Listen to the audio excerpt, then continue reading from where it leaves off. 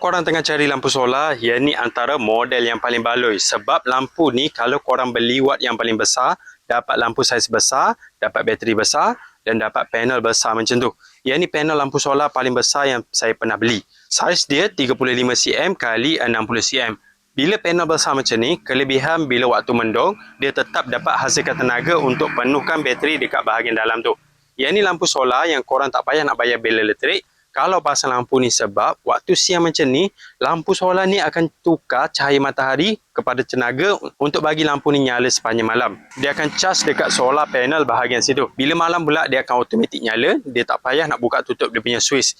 Automatik nyala bila dia detect ada cas yang masuk. Waktu malam pula cahaya dia ni memang cerah. Kalau korang tengok sebiji lampu ni dia boleh cover kawasan yang luas. Design dia pula lawa, LED pula banyak dekat bahagian dalam dan model ni jenis pakai reflektor. Sebab tu cahaya dia yang cerah.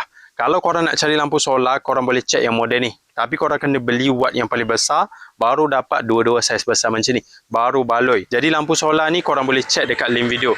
Yang model ni memang sangat baloi. Solar panel dia ni memang besar.